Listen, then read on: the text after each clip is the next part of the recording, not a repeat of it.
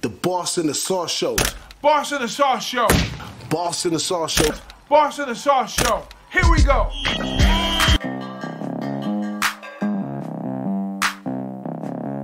But let's jump into the Auburn Tigers. Like I was saying, my guy Brian Harsin, 10th year right here coaching, 2nd year right here at the Auburn Tigers. His overall record is 82-31. Right here at Auburn, he didn't do well last year at 6-7. He has another offensive coordinator. This guy's on his 4th offensive coordinator in his 1.5 years being here. So 4 offensive coordinators? Wow. Yeah. That's the reason why I think the quarterback transferred, because he was already on his Bo Nix went over there to Oregon.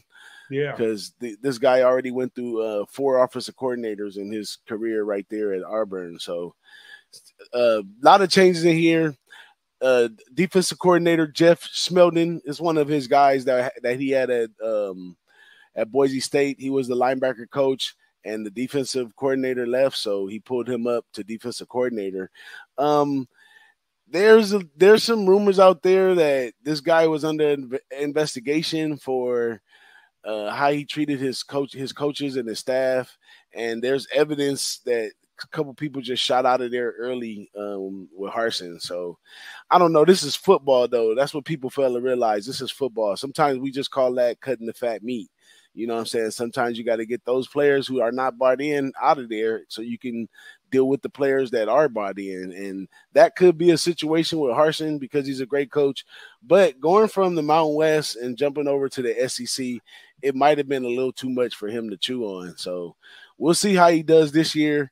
Let's see what he got going on right here. Well, let's take a flashback at last year, right? Last year, he went 6-7. He was 3-5 in conference. His offensive points per game were 27 points a game. Rushing went for 161 a game.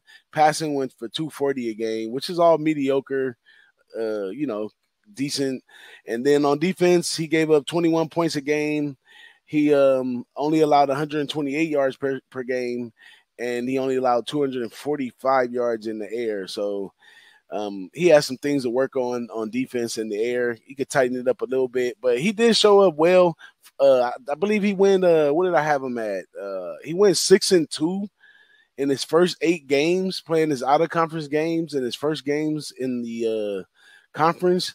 But then he lost 5 in a row to end the season, and it seems like there was some locker room turmoil that may have contributed to this, and that's why a lot of players jumped up out of there. But despite Bo Nix leaving, last year #1 rusher Tank Bigsby is back, and that speaks words right there. So One of these top players that probably could have, definitely hopped in the transfer portal. I'm not sure if he could have went to the NFL.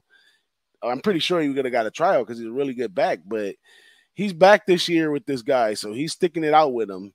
At wide receiver, he has 3 of his 5 top are back, with addition to Miami transfer Dazzlin Worsham. And at offensive line, he has 4 starters returned from 2022 and could do much better than 161 yards rushing per game, and they definitely could cut down on the sacks. This could be a good unit at the offensive line. So offensively, he looks profitable to say the most.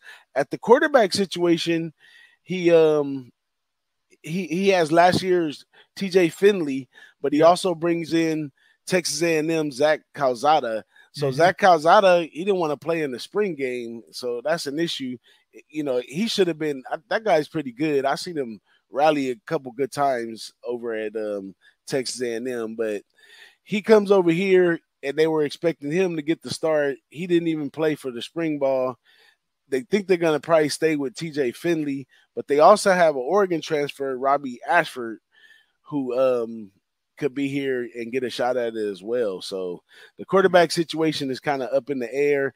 But me, I wasn't a big advocate of Bo Nix. I think Bo Nix is a little overrated, and we'll see how that works, especially going to a place like Oregon.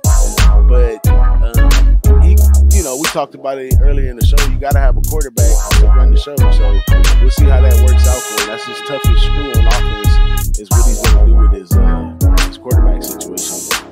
What you think about the defense, Big Ragoo? The defense was good. I mean, they held held teams to 21 points a game. You're supposed to win games. And just they had some collapses, you know, like in the bowl game, and then they had Bama on the ropes. You know, they couldn't knock Bama out of the playoffs last year. So I mean, I think their biggest problem is keep momentum going on. You know, keep things moving, keep the offense on the field for sustained drives, that type of thing.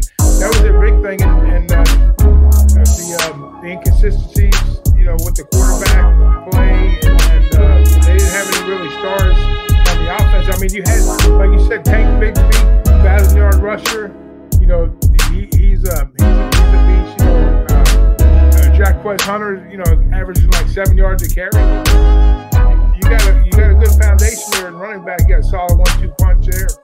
You know, they just got to build up the receiving force a little bit, keep the chains moving. Defensively, they were fine. So I guess, you know, you just got to keep those chains moving and not give up the big plays on defense. So I think they'll be fine. You know, they need more continuity. You know, that's a team that they can compete. Yeah, they're at the bottom of the West, so to speak. You know, the inconsistencies on the offense. Just too many inconsistencies on both sides of the ball. And even though they only gave up 21 points a game, you know, just down the stretch, they kind of collapsed a little bit. I think they just got some kinks to work out, and then, you know, they're playing the SEC. You know, they're playing the SEC West is tough, and so is the East. But there's more room to improve towards the middle part of the SEC West. The East is kind of anybody's shot outside of Georgia. Same type of thing here. You know, you got two top dogs. You got Georgia, and you got Bama over here. It's like a free for all everywhere else. There's a lot of room up here. So let's tighten up. And Calzada from A&M, he didn't play in the spring game. What was the reason for that? Do you know? Something about his ankle or ACL or something like that. It wasn't like because he transferred over. So I think the quarterback position is wide open, even though Finley gave him a better chance to win. I thought last year than Knicks, you know. But I mean, I think the way if he went out and got those kids, he got Finley. I mean, he got the kid from Oregon, and he's got the A&M kid. Yeah, wide open at quarterback.